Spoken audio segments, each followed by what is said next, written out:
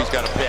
Go for it. To a run. Zion on the open floor. Take it yourself. He will. He has it. The Beast is officially back. Zion Williamson appears to have lost significant weight this summer, replacing it with lean muscle mass. And he's fully recovered from a hamstring injury that kept him sidelined for most of the 2023 season. Zion's entering the first season of his 5-year contract that'll pay him almost $200 million.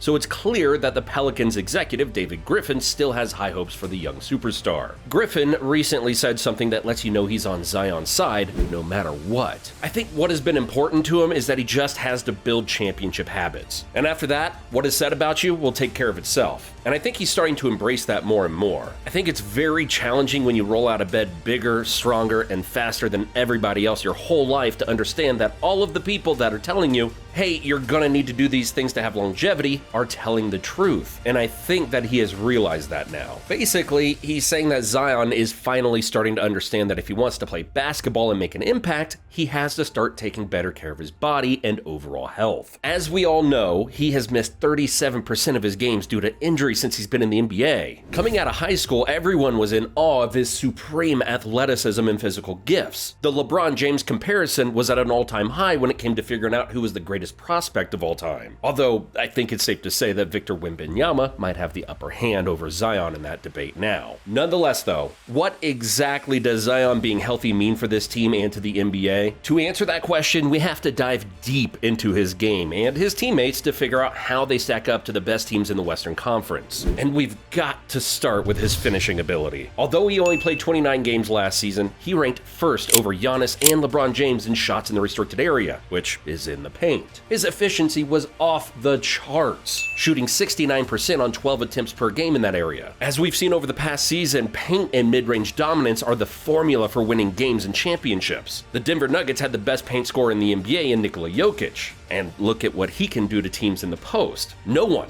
has an answer for him. The Lakers made it to the Western Conference Finals with 2 top 5 finishers, Anthony Davis and LeBron James, who dominated the Warriors in round 2. The Miami Heat had one of the best mid-range scorers in the NBA, carrying them doing just that, getting to the elbow and rising or getting to the rim. My point is, with teams moving towards incorporating small ball lineups and more thin, mobile centers anchoring their defense, it gives physical freaks like Zion an advantage. There isn't an elite defensive center in the NBA who can match Zion physically. Jaren Jackson Jr. has yet to go one-on-one with Zion. AD needs to be more sturdy and physical, and as you go down the line, every center in the league, they have no chance against him. That's exactly why he was the best paint force in the league before his injury. The scary part is he averaged 26 points per game while shooting just 71% from the free throw line. Imagine if he increased it up to 75 or 76%. He could average 30 per game in his sleep. And other than finishing at the rim, his offense only expands a little bit outside of that, which is manageable because he makes up for it down low.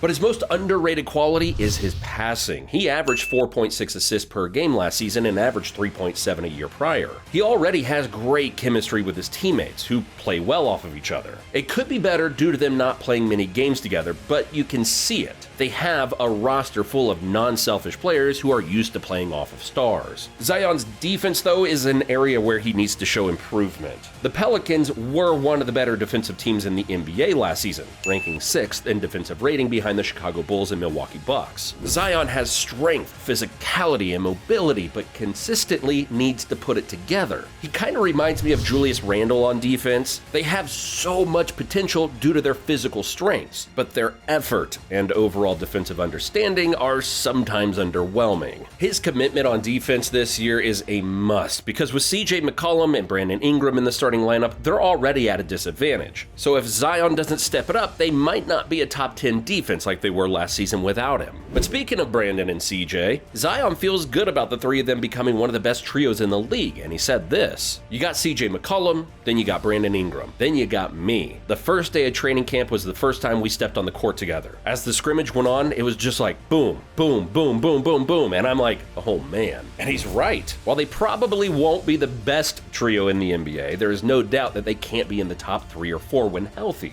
Brandon Ingram averaged 24 points, 5 rebounds, and 5.8 assists per game, shooting 48% from the field and 39% from 3. He only played 45 games last season due to a toe injury, and it kept him out for 29 games. But 45 games is a solid enough sample size to see that Ingram is a legit scoring threat among the best. His bread and butter shot is in the mid-range, where he shot 43% on 6.6 attempts per game. That ranked him third in the NBA, only behind Kevin Durant and DeMar DeRozan. So yeah, it's safe to say that Ingram is officially a mid-range assassin. At 6'9", he can get his shot up over anyone. But what makes him truly unique is his passing ability. As we mentioned, he averaged nearly 6 assists per game. I know everyone only sees him as a bucket getter, but he's always been a good facilitator and decision maker. For a wing, he's excellent at passing out of the pick and roll, and with Zion being the roll man, it'll be extremely difficult for defenses to stop it consistently. The Pelicans ranked 20th in offensive rating due to Zion and Ingram missing many games, so that should be much higher for this upcoming season as long as they're both healthy. CJ McCollum is the third man in the trio, and he provides a solid all-around impact on the offensive end. He's still a borderline all-star talent. Last season, he averaged 21 points, 4 rebounds, and 5 assists, while shooting 43% from the field and 39% from 3. The soon-to-be 32-year-old is still a very valuable player who honestly is one of the best third wheels you could ever ask for. He can score and run the offense at a high level, which allows Ingram and Zion to play off the ball. And Ingram excels at coming off of curls in the mid-range and just getting set up for shots in stride. CJ can do that very well. Since I gave Ingram his credit for being a mid-range assassin, it's only right I give that title to McCollum as well. He was top 10 in shots in the mid-range, shooting 39% on 4 attempts per game. New Orleans has 3 legitimate bucket getters, 2 of whom can score at all 3 levels. Trey Murphy's progression as a player is huge too. He averaged 14 points while shooting 40% from 3 in just his second year. Adding his offensive versatility alongside the dynamic trio is a match made in heaven. They've got the firepower for sure, especially when you consider that their center, Jonas Valanciunas, who averaged 14 and 10, is also an underrated passer. The team's biggest concern going into this season will be defense, or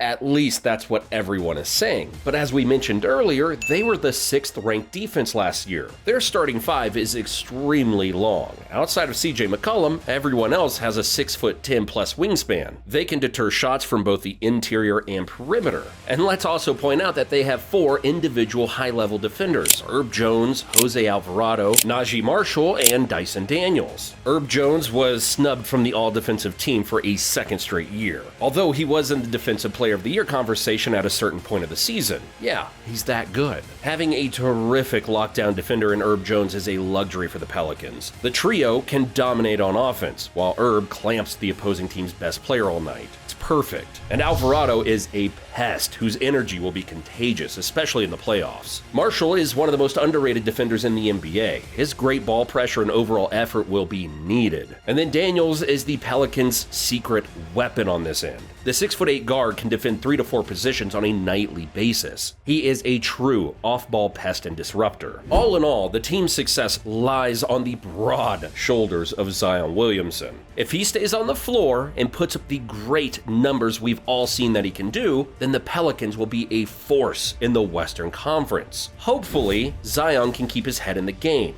and out of other places, if you catch my drift. Thanks for watching, and I'll see you in the next one.